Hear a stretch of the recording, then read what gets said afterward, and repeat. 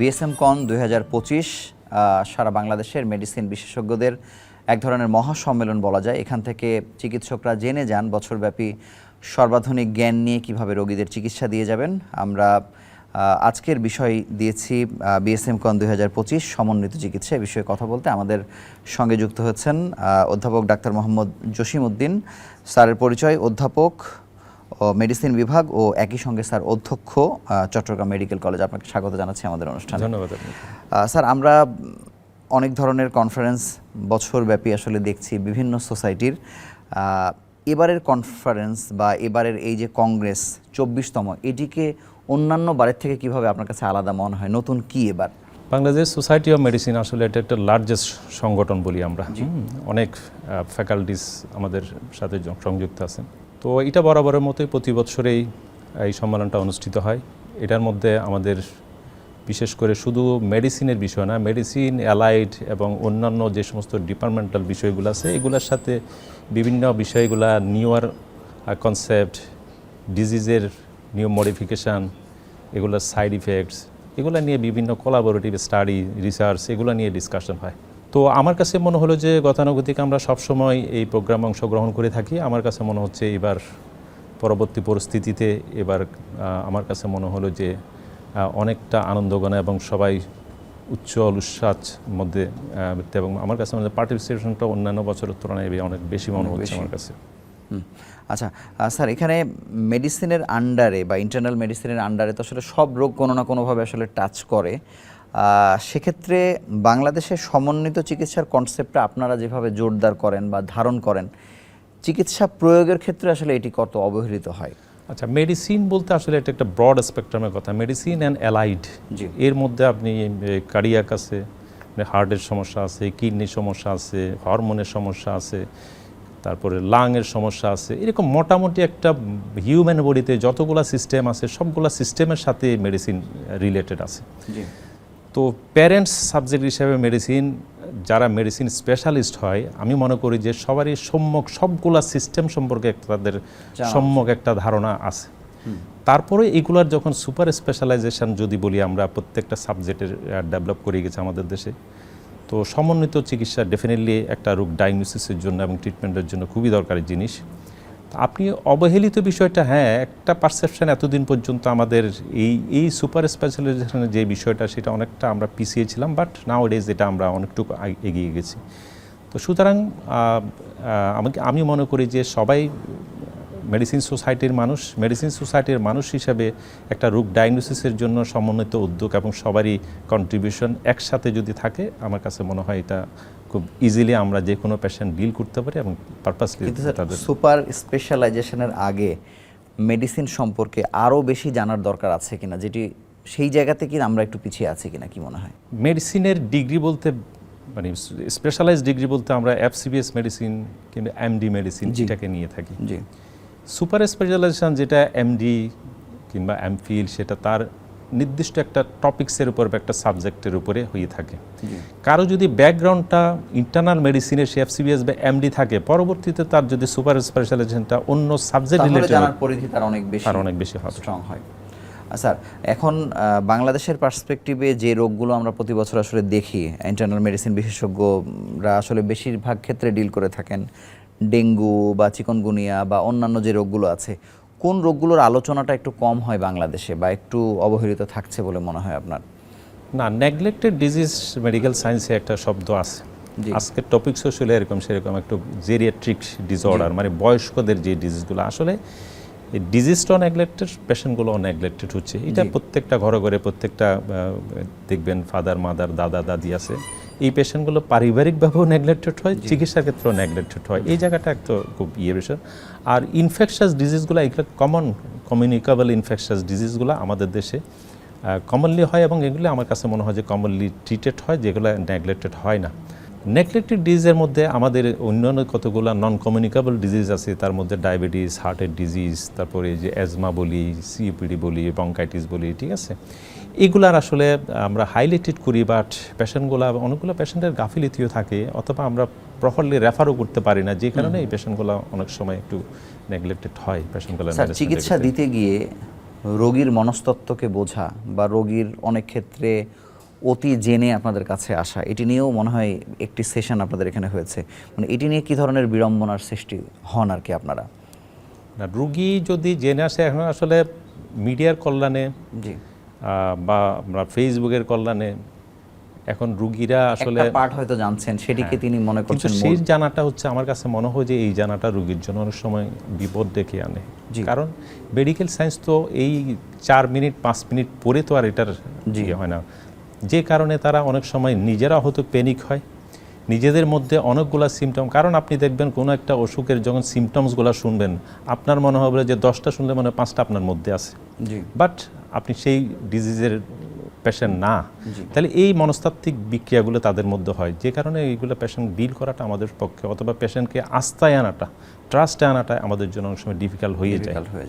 Sir, আমরা কোভিডের সময় দেখেছি অনেকগুলো এডিশন হয়, যে সপ্তম, অষ্টম, নবম, 11তম নতুন নতুন তথ্য আসলে আসছে।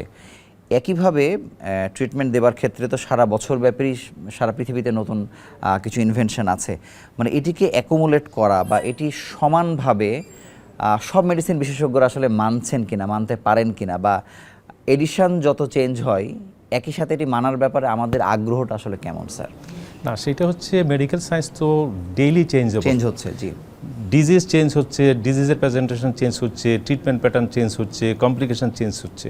সুতরাং আমার কাছে মনে হয় যে সায়েন্টিফিক ওয়েতে এগুলোর সাথে অ্যাটাচমেন্ট না থাকলে আমাদের আসলে অনেকগুলো প্রবলেম ফেস করতে হবে। এইটাই বেসিক্যালি পার্থক্য হচ্ছে, বেসিক জায়গাটা এই হচ্ছে। এই কনফারেন্সগুলো করার মেইন উদ্দেশ্য হচ্ছে দেশে বিদেশে এগুলাতে হাজির থাকাটার মেইন উদ্দেশ্য হচ্ছে আমরা ভিউজগুলা, প্রেজেন্ট ভিউজগুলা, ফিউচার ভিউজগুলা আমরা এখান থেকে ইনফরমেশনগুলো নিতে পারি। আমাদের ডেইলি যে প্র্যাকটিসিং লাইফটা আছে আমরা প্রপারলি হয়তো পেশেন্টগুলোকে ট্রিট করতে পারবো। ইন্টারনাল মেডিসিন স্পেশালিস্টেরও বাইরে অন্যান্য ডিসিপ্লিনের কারা আপনাদের সঙ্গে এবার যুক্ত হয়েছে, পার্টিসিপেন্ট হিসেবে আছে কিনা?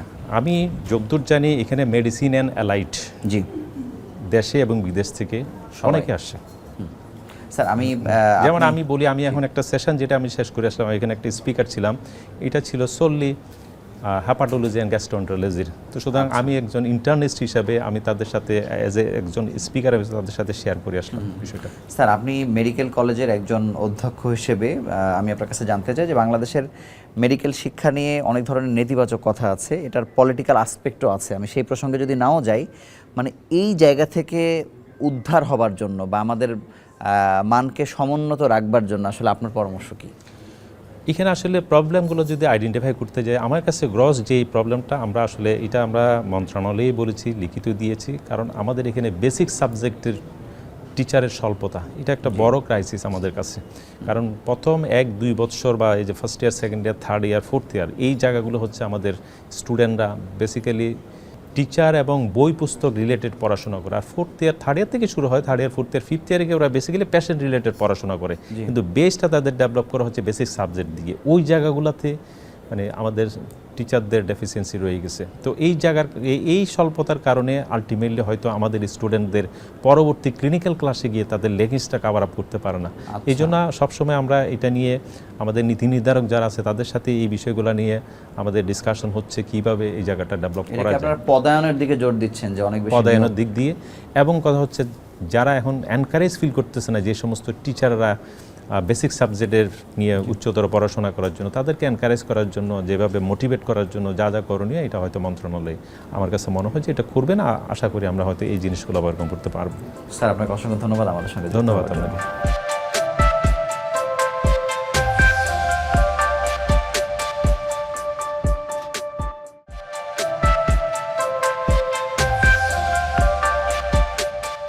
আরোগ্য নিকেতনের এই পর্যায়ে আমাদের সঙ্গে যুক্ত হচ্ছেন ডাক্তার মুসা কবির, কনসালটেন্ট, মেডিসিন বিভাগ, কুষ্টিয়া মেডিকেল কলেজ। আপনাকে স্বাগত জানাচ্ছি আমাদের অনুষ্ঠানে। আমরা বাংলাদেশের যে কোনো বড় রোগের ক্ষেত্রে দেখি যে রোগীদের মধ্যে একটি প্রবণতা থাকে, হয় আমাকে দেশের বাইরে চলে যেতে হবে অথবা আমাকে যে কোনো মূল্যের বিনিময়ে ঢাকায় আসতে হবে। ডেঙ্গু রোগীর ক্ষেত্রে আমরা দেখি যে একেবারে ট্রিটমেন্ট শুরু না করে ঢাকাতে আসতে আসতে প্রাণহানি ঘটা, মানে এই কারণগুলো কেন ঘটে বলে আপনার মনে হয়? এটা আসলে জেলা পর্যায়ের হসপিটালগুলো থেকে চিকিৎসা অপ্রতুলতা, বিশেষ করে যে বেডের হসপিটাল থাকে তার 4 গুণ 5 গুণ বেডের রোগী থাকে। প্রথমে রোগী ভর্তি হওয়ার পরে সেখানে বিছানা না পাওয়া, ফ্লোরে রোগী শুয়ে থাকা, সেখানে ম্যান পাওয়ার ঘাটতি থাকে, পদ অনুযায়ী চিকিৎসকের সংকট থাকে, বিকালে বা রাতের দিকে অনেক সময় ডিউটি ডক্টর থাকে না। এবং আইসিইউর ঘাটতি থাকে। এইসব কারণে এই ধরনের রোগ যেগুলি দ্রুত, বিশেষ করে ডেঙ্গু রোগের ক্ষেত্রে প্লেটলেট কমে গেলে সেখানে প্লেটলেট ট্রান্সমিশন করা বা একটা শক ম্যানেজমেন্টের মতো পর্যাপ্ত ইনফ্রাস্ট্রাকচার না থাকার কারণে তারা খুব দ্রুত ঢাকাতে শিফট করতে চায়। এই ঢাকাতে আসতে গেলে 7-8 ঘন্টা জার্নি, যেটা এখানে এই যে ট্রিটমেন্ট ছাড়া এই সময়টা রোগী অনেক সময় শকে চলে যায়, মারা যেতে পারে আর কি। এটা একটা সমস্যা। কিন্তু আপনারা তো এই কনফারেন্সগুলোতে আপনারা তথ্যের দিক থেকে কিন্তু কোনো ঘাটতি নেই, আপনারা সব কিছু জানছেন, কিন্তু ট্রিটমেন্ট দিতে গিয়ে লজিস্টিক কী সাপোর্টের সীমাবদ্ধতার মধ্যে পড়ে যান নিয়মিত? এটা প্রবলেমটা হচ্ছে আপনার ওভারলোডেড সার্ভিস। এখানে আচ্ছা। হসপিটালগুলি এত ওভারলোডেড পেশেন্টের সাথে এবং এখানকার স্টাফ এবং বেডের ঘাটতির জন্য মূলত ট্রিটমেন্ট ফ্যাসিলিটি ব্যাহত হয়। আর এই কারণেই আসলে আর সব হসপিটালেই এখন বিশেষজ্ঞ চিকিৎসকও, বিশেষ করে সবাই পোস্ট গ্রাজুয়েশনে চলে আসে, অনেকের ক্ষেত্রে প্রফেসর হয়ে মেডিকেল কলেজগুলিতে চলে যায়, ফলে ডিস্ট্রিক্ট লেভেলগুলিতে বেশিরভাগ ক্ষেত্রে কনসালটেন্ট পোস্ট খালি থাকে আর কি। তো সেক্ষেত্রে বিশেষজ্ঞ চিকিৎসকের ঘাটতি একটা প্রধান কারণ আর কি। এরকম এই যে ওভার স্যাচুরেটেড মানে যেই সময়গুলো যখন হয়, তো সেটি কি শুধুমাত্র ডেঙ্গুর ক্ষেত্রে, আর কোন কোন রোগের ক্ষেত্রে আপনারা এই সমস্যাগুলো ফেস করেন?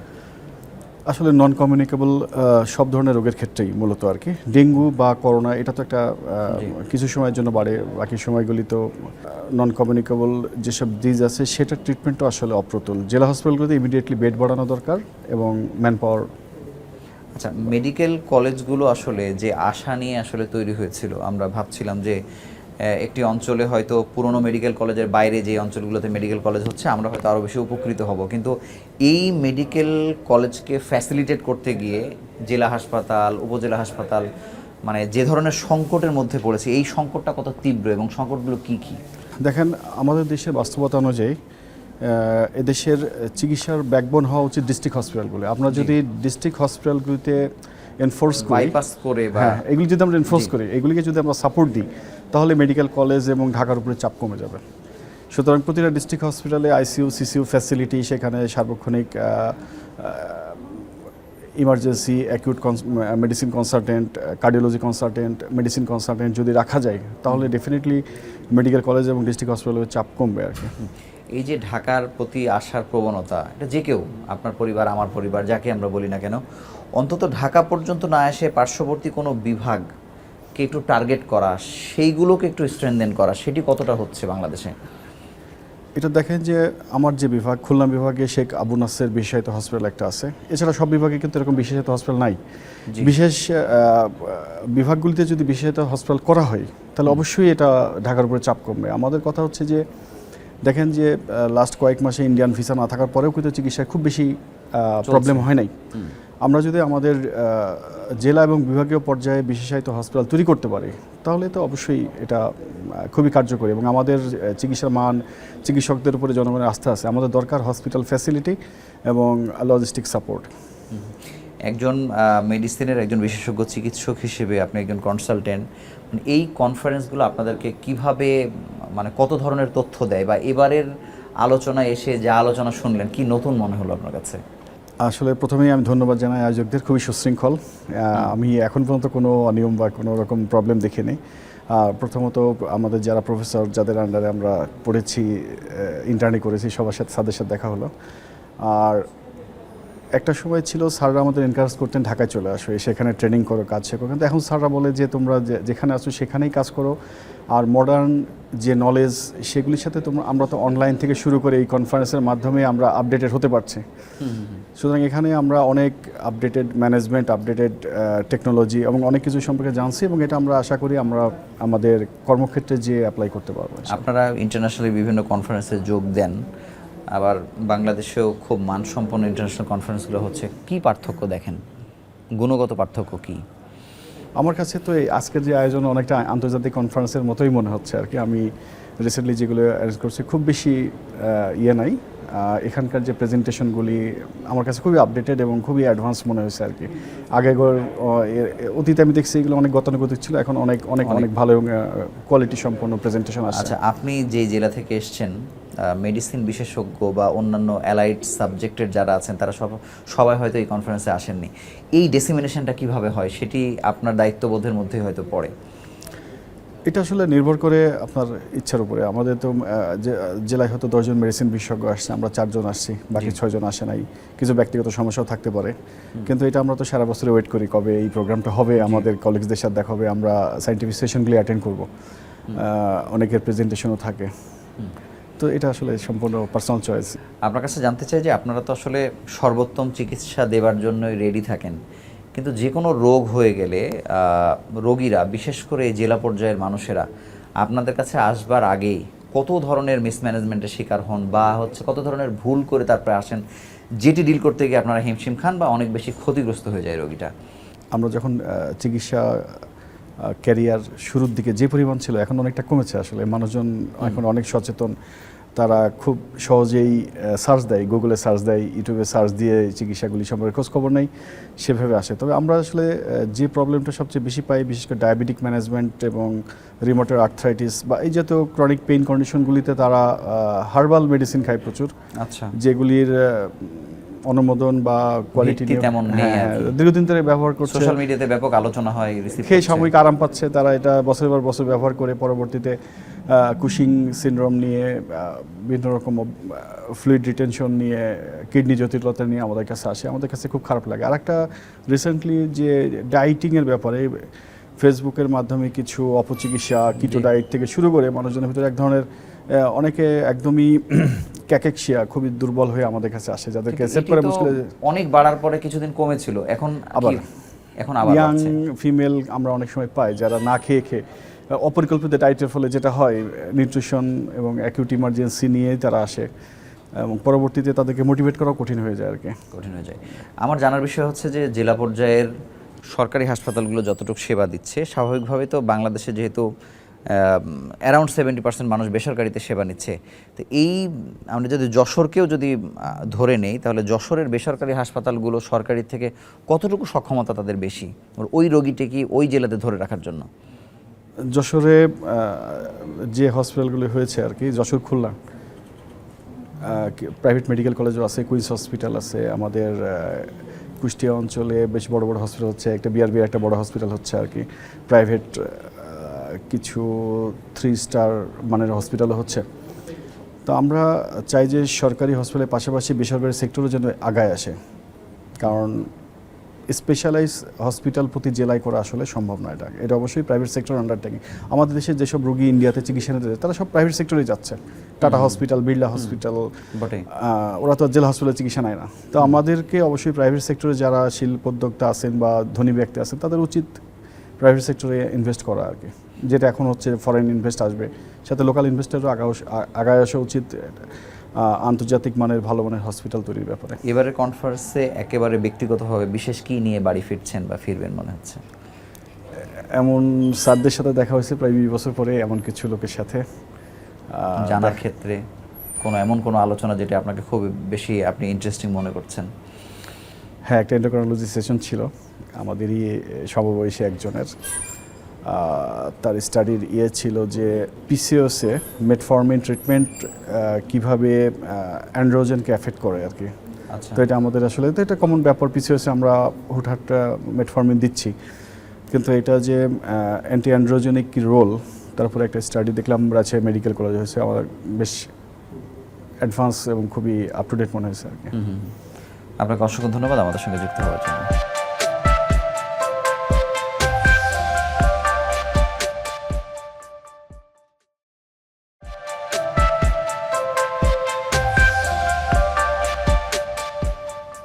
আরোগ্য নিকেতনের এই পর্যায়ে আমাদের সঙ্গে যুক্ত হচ্ছেন একজন স্বনামধন্য বাংলাদেশি প্রবাসী চিকিৎসক, doctor Syed Shahrir Anisul Haque, consultant respiratory medicine, Queen Elizabeth hospital, Birmingham, UK. আপনাকে স্বাগত জানাচ্ছি সুদূর যুক্তরাজ্য থেকে আমাদের এখানে যুক্ত হওয়ার জন্য। আপনার কাছে জানতে চাই যে আপনি বাংলাদেশেই পড়েছেন, এরপরে পৃথিবীর একটি বিখ্যাত হসপিটালের সাথে কাজ করছেন, বাংলাদেশকে দেখে যাওয়া এবং হচ্ছে আপনি এখন যেখানে কাজ করছেন এবং বাংলাদেশ যতদূর এগিয়েছে, কেমন পার্থক্য দেখেন এই মেডিকেল ট্রিটমেন্টের দিক থেকে?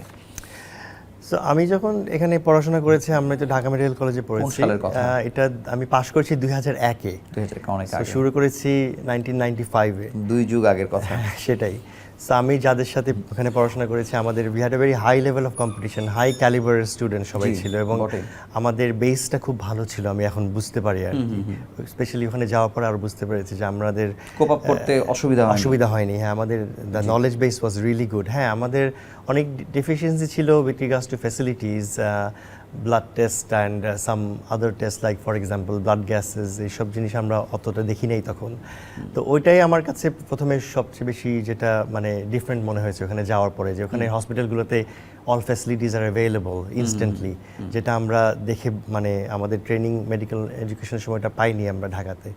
বাট এখন আমি যখন ফেরত আসি তখন দেখি যে না, এখানের হসপিটালগুলো অনেক এখন অনেক ফ্যাসিলিটি গ্রো করেছে, প্রাইভেট সেক্টরেও গভর্নমেন্ট সেক্টরেও, এবং এখানকার ট্রেনিং এখন ওই ফ্যাসিলিটিগুলোকে ইনকর্পোরেট করে করতে পারছে, এবং I think the training is actually much better now. এভাবে চিন্তা করি। এই যে একজন বাংলাদেশে একটি 24তম আসর আমরা বলতে পারি, এটা একটা মহাসম্মেলন মেডিসিন বিশেষজ্ঞদের, এখানে একজন বাংলাদেশি হিসেবে আপনি একজন স্পিকার হিসেবে এসেছেন, একজন ফ্যাকাল্টি হিসেবে এসেছেন, কেমন লাগছে আপনার? না, আমি তো অসম্ভব, I feel very proud and very humble and very honoured যে আমাকে এইভাবে আসতে বলা হয়েছে। অ্যান্ড আমার যে ফ্রেন্ড আমাদেরকে ইনভাইট করেছে, আমি তো I am very grateful for them, grateful to BSM for inviting us, and it's a very proud moment. এটা আমি মানে ভাষায় বলা যাবে না। আপনি কোন কোন বিষয় আসলে আলোচনা করবেন, বা আপনি এসেও যে আলোচনাগুলো দেখছেন, নিশ্চয়ই শুধু আপনার আলোচনার জন্য এখানে আসেননি, মানে সেগুলোকে দেখে আপনারা যে কনফারেন্সগুলো করছেন দেশের বাইরে, সেটার সাথে কিভাবে মেলান, বা সেগুলো কেমন হচ্ছে, আমাদের দেশের কনফারেন্সকে আপনার চোখে কেমন? না, I think the programme is very high quality. আমি তো কালকেও কিছু সেশন করলাম, আজকেও দেখলাম, very high quality, high calibre presentation, very up to date, evidence based, স্পিকাররা খুব নলেজেবল, ইন্টারাক্টিভ সেশনস, স্লাইডগুলোর কোয়ালিটি খুব ভালো। So I think as a conference it's a very high quality conference. আমি খুব একটা ডিফারেন্স বলবো না। সো হ্যাঁ, I am very impressed and I am very আপনি কোন কোন ইন্সপায়ার্ড। বিষয়ে কথা বলতে এসেছেন আসলে, মানে আপনি কি জানাতে এসেছেন? সো আমার যে টকটা সেটা হচ্ছে বেসড অন স্লিপ অ্যাপনিয়া। আমি আমার sub specially interest within respiratory is sleep medicine. So আমি স্লিপ অ্যাপনিয়ার উপর যে টকটা দিচ্ছি, ওটা হচ্ছে আমার মানে it's my passion, it's my interest, and hopefully it will generate some. আচ্ছা, মানে কোন বিষয়টা আপনি জানাবেন যেটি আসলে বাংলাদেশে স্লিপ অ্যাপনিয়ার উপরেই বা কতটুকু কাজ হচ্ছে, মানে এটি আরও কতটা স্ট্রেনথেন করা যায়? সো এটা ফার্স্ট অফ অল এটা খুবই কমন, হ্যাঁ, জি, এটা খুবই অসম্ভব common। কমন। ইনফ্যাক্ট ওরা বলে যে 4% অফ অ্যাডাল্ট মেন, বাট আসলে এই প্রবলি ডাবল দ্য অ্যামাউন্ট বাংলাদেশে। ভেরি কিন্তু বাংলাদেশের মানুষেরা কিন্তু এটাকে রোগ হিসেবে মনেও করছে না। সেটাই, হ্যাঁ। সো ওইটা আর কি কুইক ডায়াগনোসিস আর ট্রিটমেন্টটা ইজ ভেরি এফেক্টিভ। এই CPAP is very effective treatment. ওরা বলে যে it's one of the most effective treatments in modern medicine. একটা জাস্ট মেশিন, এটা কোনো ওষুধও না, একটা মেশিন ইউজ করবেন, আপনার ঘুমটা ঠিক হয়ে যাবে, তখন you feel much more refresh during the day time, your productivity increases, everything improves. So এটা ডায়াগনোস করা এবং ট্রিট করা I think is very very good for the whole society. Internal মেডিসিনের কথা যদি আমরা বলি, আপনারা যখন কোনো একটা রোগীকে ট্রিটমেন্ট দিচ্ছেন, তখন দেখা যায় যে একটা হোলিস্টিক অ্যাপ্রোচ থাকে আর কি। ইন্টারনাল মেডিসিন বা হচ্ছে চেস্ট মেডিসিন বা অনেকেই হয়তো একসাথে যুক্ত হচ্ছে। বাংলাদেশে এই প্রবণতাটা কেমন দেখেন, বা এই জায়গাতে কোনো একটা গ্যাপ আসলে হয় কিনা, বা আছে না যে আমরা সবাই মিলে চিকিৎসা করার ব্যাপারটা, এটা কি উপেক্ষিত থাকে কিনা, আপনার কাছে কি মনে হয়? আমার এই কনফারেন্সে এসে যেটা মনে হচ্ছে যে এখানে general medicine is actually quite good and flourishing, এবং আমার কাছে I am feeling more inspired actually. In fact বরং ওয়েস্টার্ন কান্ট্রিগুলোতে স্পেশালিজম এত ডেভেলপ করে গেছে যে এখন ওরা they are going back to general medicine. ওরা সব বলছে যে সব স্পেশালিটিদেরকে এখন জেনারেল মেডিসিন আরও করতে হবে। So I think the collaboration here is good, it can be better, but it is definitely not very much behind যেটা আমরা বাইরে প্র্যাকটিস করছি। আমি যদি কনফারেন্সের চিত্রের বাইরে আপনাকে জিজ্ঞেস করি যে আপনি যেমন ঢাকা মেডিকেল বাংলাদেশের সব থেকে বড় হাসপাতাল, বা এখন যেমন জাতীয় বক্ষব্যাধি হাসপাতালও আছে, মানে হাসপাতালের প্র্যাকটিসটাকে কি আপনার দেখা হয় কিনা, বা তথ্য পান কিনা? এখন আমার এখন অনেক বন্ধু বান্ধবরা, আমাদের ব্যাচমেটরা এখন অনেক বড় বড় পজিশনে আছে, তারা তাদের কাছে তো কাজ করছে, হ্যাঁ, সেটা আমি জানতে পারি। সেখানে কোনো গ্যাপ দেখেন, বা আপনার কোনো পরামর্শ আছে যে এটি এভাবে হলে ভালো হতো, এরকম কিছু? আই থিঙ্ক ইউকের সাথে কম্পেয়ার করলে যেটা সবচেয়ে বড় ডিফারেন্স, যে ইউকেতে তো it's a public health care system, সবার কাছে সবার ট্রিটমেন্ট ইজ ফ্রি, ওখানে কোনো প্রাইভেট খুব একটা ডেভেলপ করে নেয়। কিন্তু এখানে যেটা আমার কাছে মাঝে মাঝে মনে হয় যে প্রাইভেট সেক্টর আর গভর্নমেন্ট সেক্টরের মধ্যে far there is a difference. So ওটা ওভারকাম করার আমি জানি না এটার ইয়েটা কি, সলিউশনটা হ্যাঁ, কিভাবে হতে solutionটা পারে। কি সেটাই। আমি আপনার কাছে একটা অন্য বিষয়ে জানতে চাই। বাংলাদেশে কিছুদিন আগে বাংলাদেশের এমবিবিএস স্টুডেন্টরা আসলে অ্যাক্রিডিটেশন হারিয়েছে, মানে ইন্টারন্যাশনালি তারা যেমন খুব সহজেই অন্য একটা জায়গায় পড়তে পারছেন, আপনারা যে সময় পেরেছেন, এটি একটি ডিসরাপশন আসলে হয়েছে। এবং বাংলাদেশের চিকিৎসকরা যেহেতু এখন একেবারে ছোটতেই বা একেবারে শুরুতেই কিন্তু স্বপ্ন দেখছে আমি আমেরিকাতে আমার ক্যারিয়ার করব, ইউকেতে করব, তাদের ব্যাপারে আপনার পরামর্শ কি? আপনি এত বছর আগে নিজেকে যেভাবে তৈরি করেছেন, এখনকার জন্য তাদের পথগুলো আসলে কি কি? পথ এখনো আসলে ওপেন আছে, ইউকে ইউএস যেখানেই যেতে চায়, বাট ওই তাদের এখন তো, আর আই থিঙ্ক এখন information is very readily available, সব ওয়েবসাইটে সব ইনফরমেশন অ্যাভেলেবল। আর আমরা তো এখনো দেখছি যে অনেকে যাচ্ছে new graduate, both from private medical college and government medical college from Bangladesh, very good calibre doctors. এবং যাদের আসলে ওই ইচ্ছা আছে, যারা আর ইন্টারেস্টেড, তারা ওইভাবে প্ল্যান করলে ইট ইজ যেতে পারবে। Possible, absolutely. আচ্ছা, রোগীদের যে প্রবণতা, যেমন আমরা ইউকে বা যুক্তরাষ্ট্র, তাদেরকে তো দেখি যে পৃথিবীর সব থেকে সমৃদ্ধ মানুষ হিসেবে আমরা বাংলাদেশের মানে এই অঞ্চল থেকে ধরে নিই। তো রোগীরা কি আসলে, রোগীদের যে চিত্র, রোগীদের যে মনস্তত্ত্ব, সেটা কি পৃথিবীর সব জায়গাতে একই রকম কিনা? সেটা সব জায়গায় একই রকম, সেম হিউম্যান যদি বিইং, একটু এক্সাম্পল দেন। Same human being, same system, same organ, হ্যাঁ, সো ডিজিজ তো সেম। হ্যাঁ, এখন মানুষের ধরেন এক্সপেকটেশন ম্যানেজমেন্ট একটু ডিফারেন্ট থাকে। আই থিঙ্ক ইউকেতে যেহেতু it's a public health care system, ওদের এক্সপেকটেশনটা একটু, ওরা আসলে ওদের খুশি করা খুব একটা ডিফিকাল্ট না একটু, because they are getting everything for free. তারপরে ওদের ওয়েটিং লিস্ট অনেক লম্বা দেখে মাঝে মাঝে দে গেট ভেরি ফ্রাস্ট্রেটেড। যেহেতু রেফারেল সিস্টেমটা কার্যকর, চাইলেই আগে চলে আসতে পারছে না আর কি। না, সেটা they have to be on a waiting list. আমি শেষ প্রশ্ন হিসেবে আপনার কাছে জানতে চাই যে বাংলাদেশকে অবশ্যই, এই যে আপনি আসছেন, মানে আপনার চোখে মুখে তাকেই বুঝতে পারছে আপনার কত ভালো লাগছে, বাংলাদেশকে আরও নানাভাবে সহযোগিতা করবার ক্ষেত্রে আর কতগুলো পথ ওপেন করছেন বা ওপেন হচ্ছে, বা কিভাবে আরও কতভাবে বাংলাদেশকে দেয়া যায়, সেটির পাইপলাইন তৈরি হয়েছে কিনা আপনার সাথে? অ্যাবসলিউটলি। সো আমার যারা ফ্রেন্ড অস্ট্রেলিয়া থেকে এসেছে, তারা তো formally they have open the channel and they are working collaboratively with BCPS. আমরাও সেগুলো করতে চাই। অ্যান্ড আমাদের এখানে অ্যালামনাই অ্যাসোসিয়েশন যারা আছে, there are lots of avenues for collaboration. MRCP, royal college physician collaboration করছে। ঢাকাতে এমআরসিপি পেসেস এক্সাম সেন্টার শুরু হয়েছে। আচ্ছা, সো হোপফুলি আরও হবে ভবিষ্যতে। আপনাকে অসংখ্য ধন্যবাদ আমাদের সঙ্গে যুক্ত হওয়ার জন্য। Thank you very much.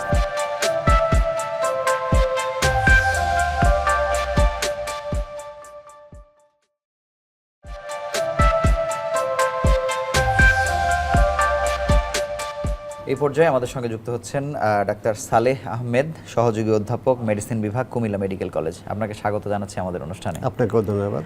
Comilla অঞ্চলের জন্য আপনার কাছে কি মনে হয় যে একজন ইন্টারনাল মেডিসিন স্পেশালিস্ট হিসেবে মানে কোন রোগগুলোর প্রকোপ অনেক বেশি, এবং রোগীরা যেহেতু ঢাকা একদম কাছে, কুমিল্লাতে চিকিৎসা নেবার ব্যাপারে কতটা স্বাচ্ছন্দ্য বোধ করে? কুমিল্লা আসলে বাংলাদেশের একটি উল্লেখযোগ্য প্রধান এলাকা, যেটা ঢাকার কাছাকাছি।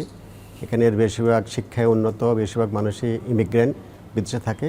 তো যেহেতু মানুষের আর্থিক অবস্থা উন্নত হয়েছে, আরবানাইজেশন দ্রুত হচ্ছে, যোগাযোগ ব্যবস্থা ভালো, এসব এলাকার মানুষ ডায়াবেটিস, ওবেসিটি, উচ্চ রক্তচাপ এবং ট্রান্সপোর্ট রিলেটেড ডিজিজে বেশি আক্রান্ত হচ্ছে।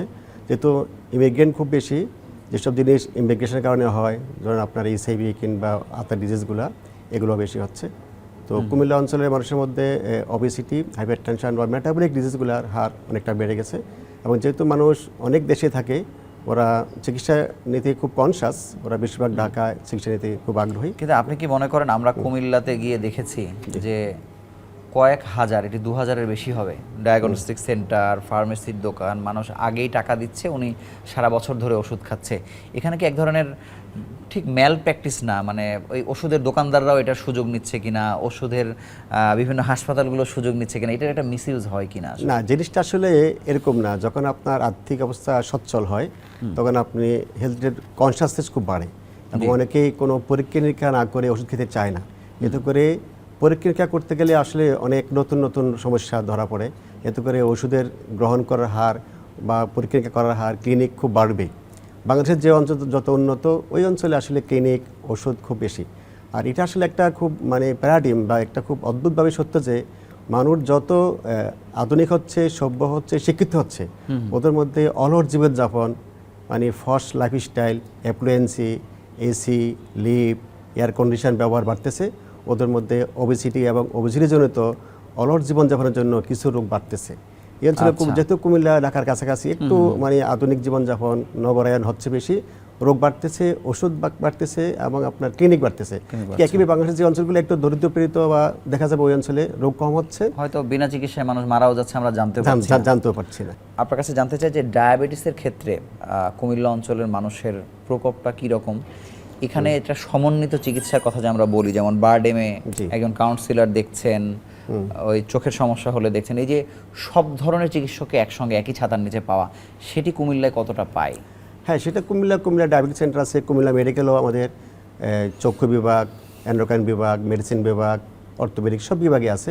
আমরা সকল বিভাগের সমন্বিত চিকিৎসা দেওয়া হচ্ছে। আর এখানেও হেলথ এডুকেশন কাউন্সিলিং নিয়মিত হয় এবং কুমিল্লা মেডিকেল আউটডোর ইনডোরে এই চিকিৎসাগুলো হচ্ছে। আমরা মেডিসিন বিভাগে সপ্তাহে একদিন ডায়াবেটিক ক্লিনিক, একদিন ওবেসিটি, একদিন হাইপারটেনশন রোগী, একদিন অস্টিওআর্থ্রাইটিস, প্রত্যেক ডিসিপ্লিনের চিকিৎসা দেওয়া হয়। আর যদি চোখের প্রয়োজন হয় আমরা চক্ষু ডিপার্টমেন্টে রেফার করি, কোনো হাড় কিংবা ব্যথার সমস্যা হলে, কিডনির সমস্যা হলে কিডনি বিভাগে রেফার করি। চিকিৎসা সম্বন্ধিত চিকিৎসা আছে, হচ্ছে। মানে আর্থিক সক্ষমতার কারণে অন্যান্য সেন্টারগুলো তৈরি হয়েছে, আপনি বলছেন? হয়েছে, কুমিল্লা মেডিকেলও সব ডিপার্টমেন্ট আছে, একই সাথে সব ডিপার্টমেন্ট আছে। আচ্ছা, আপনার কাছে জানবো যে এই যে 1 বছর ধরে আপনাদের অপেক্ষা, এই বিএসএম কন 2025, মানে আপনারা প্রতি বছর কি নিয়ে যান এখান থেকে, বা এবার আপনার কাছে একেবারে আলোচনার দিক থেকে একদম আপনার কাছে নতুন বা খুব ইন্টারেস্টিং মনে হয়েছে এটা কি? আসলে নতুন তো অনেক কথাই আসে, যেমন আপনার যে এক এক সময় এক একটা আসে, যেমন আগে কোভিড ছিল, কোভিডের পরে ডেঙ্গু ছিল, এরপরে আপনার আসছে সোয়াইন ফ্লু, বিভিন্ন ডিজিজ আসতেছেই। তো এখন আবার ধরেন আপনার যে হচ্ছে সবচেয়ে মানে মেটাবলিক ডিজিজ যেগুলো মানুষের মধ্যে মানে শ্রম দেওয়া কমে যাওয়া, কায়িক শ্রম কমে যাওয়া, জাঙ্ক ফুড, ফাস্ট ফুড খাওয়া, বিভিন্ন সফট ড্রিঙ্কস খাওয়া, এতে করে মানুষের মধ্যে কায়িক শ্রম কমে যাওয়া এবং মোবাইল বা আমাদের যে ইন্টারনেটের ব্যবহার কারণে মানুষ অলস জীবনযাপন করতেছে, এতে করে মানুষের মধ্যে diabetes, hyperlipidaemia, metabolic syndrome, gout, kidney disease, obesity, sleep apnoea এগুলো খুব বাড়তেছে। এবং এগুলো খুব আগে ধারণা করা হতো ডায়াবেটিস, হাইপারটেনশন ডিজিজগুলো এল্ডারলি, এখন না, খুব ইয়ংদের মধ্যে এই ডিজিজগুলো হচ্ছে। এই যে মানুষের মধ্যে অ্যাওয়ারনেস গ্রো করার জন্য এই ধরনের কনফারেন্স এবং তথ্য দেওয়ার জন্য খুবই জরুরি। এতে করে সমাজের মধ্যে সচেতনতা সৃষ্টি হবে এবং আমরা এলাকায় গিয়ে এগুলো মানুষকে বললে মানুষের স্বাস্থ্য ব্যবস্থার অনেক উন্নতি হবে। ট্রিটমেন্ট প্রোটোকলের বাইরে এবারের কনফারেন্সে প্রতিরোধ বিষয়ে কি আলোচনা আপনারা শুনেছেন? প্রতিরোধ আসলে চিকিৎসা বিজ্ঞানের প্রতিরোধই সবচেয়ে বেস্ট উপায়। যেমন আপনাকে অবশ্যই যে মানে অযাচিত অ্যান্টিবায়োটিক ব্যবহার করা যাবে না। শুরুতে অ্যান্টিবায়োটিক ব্যবহার করলে আপনার রেজিস্ট্যান্স ডেভেলপ করতে পারে। এছাড়া আপনার ওয়েট মেনটেন করা অনেকগুলো রোগের প্রতিরোধ। যদি আপনি আইডিয়াল ওয়েট মেনটেন করেন, আপনার diabetes, hypertension, hyperlipidaemia, gout, osteoarthritis, এমনকি ক্যান্সারেরও প্রতিষেধক। সুতরাং আপনাকে আপনার আইডিয়াল ওয়েট মেনটেন করতে হবে, জাঙ্ক ফুড বা পরিহার করতে হবে, সফট ড্রিঙ্কস পরিহার করতে হবে, ধূমপান পরিহার করতে হবে, টোবাকো এগুলো ব্যবহার। কুমিল্লা অঞ্চলের মানুষকে আপনারা যখন বলেন এগুলো কি শোনে? আসলে পৃথিবীর কোথাও মানুষ এগুলো মানতে চায় না, মানুষ মানতে চায় না। মানুষ তো আসলে মানুষকে মানে রুলসে আনা একটু ডিফিকাল্ট, তবে শোনে, যারা শোনে ওরা অবশ্যই উপকার। আপনাকে অসংখ্য ধন্যবাদ আমাদের সঙ্গে যুক্ত হওয়ার জন্য। আপনাকে অনেক ধন্যবাদ, থ্যাংক ইউ।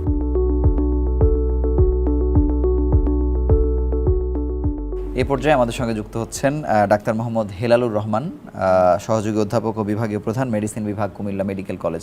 আপনাকে স্বাগত জানাচ্ছি আমাদের অনুষ্ঠানে।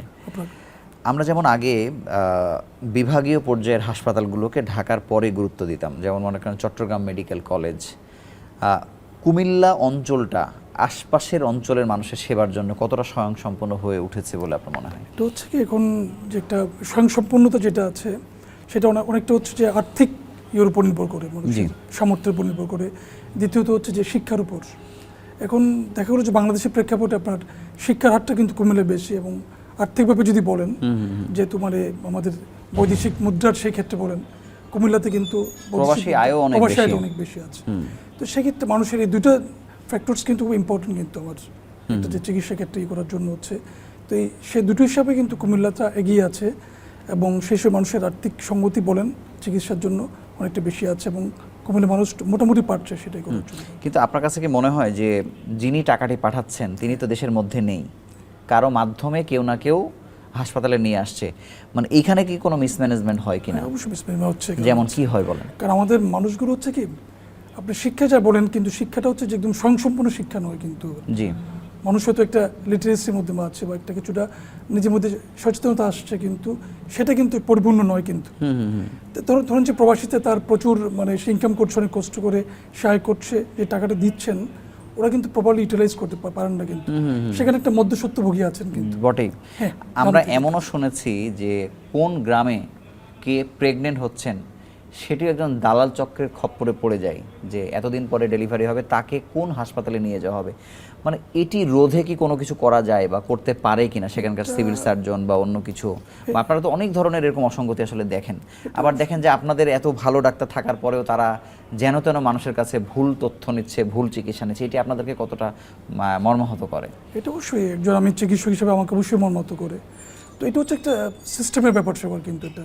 জি, এখানে প্রশাসনিক অনেক কিছু করার আছে, যেটা হলো যে হয়তো আমি একজন ব্যক্তি চিকিৎসক হিসেবে আমি সচেতনতা করতে পারবো, মানুষকে সচেতন করতে পারবো, কিন্তু প্রশাসনিক দায়িত্বগুলো হচ্ছে যে আবার যে সিভিল সার্জন বলেন বা ওনাদের হাতে কিন্তু সবগুলো আছেন, বা পুলিশ প্রশাসন বলেন, প্রতিটা জিনিসগুলোর মধ্যে আছে কিন্তু আর কি। আমি যেই অঞ্চলে হয়তো রোগী কম, অর্থ কম, সেই অঞ্চলের সিভিল সার্জনের আসলে যে সক্ষমতা, আবার দেখা গেল যে কুমিল্লা অঞ্চলের সক্ষমতা এক, তাহলে তো আসলে হবে না, কন্ট্রোল করাটা অনেক বেশি কঠিন।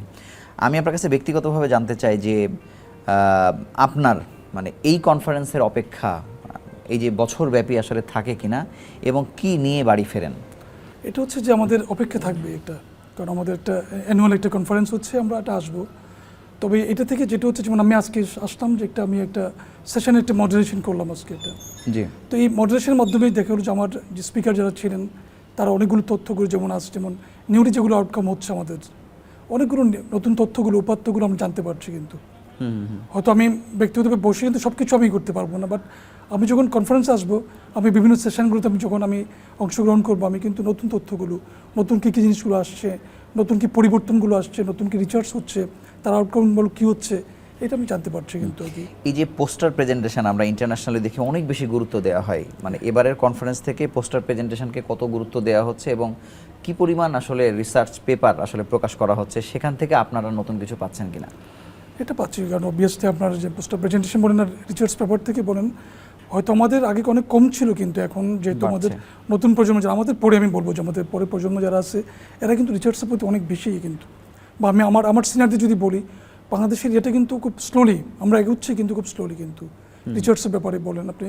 তো এখনকার নতুন প্রজন্ম কিন্তু খুব সুন্দর, ওনারা রিসার্চটাকে খুব প্রায়োরিটি বেসড নিয়েছেন, যেটা এবং বেশ ভালো কাজ করছেন কিন্তু আমাদের মেডিকেল গ্রাউন্ডের মধ্যে। আমরা দেখি যে এবার একটি সেশনে এমনও আলোচনা হয়েছে যে রোগীর মনস্তত্ত্ব নিয়ে, রোগী যখন অনেক বেশি বুঝে তারপরে আসে তখন তাদেরকে ডিল করাও কঠিন হয়ে যায় আর কি। তো আমরা আগে যেমন দেখতাম যে কিছু হলেই একটা মানুষ একজন ইন্টারনাল মেডিসিন বা মেডিসিন বিশেষজ্ঞের কাছে যাবেন, কিন্তু এখন যাত্রাটি শুরু হয় একজন হৃদরোগ বিশেষজ্ঞের কাছে থেকে, একজন হেপাটোলজিস্টের কাছ থেকে।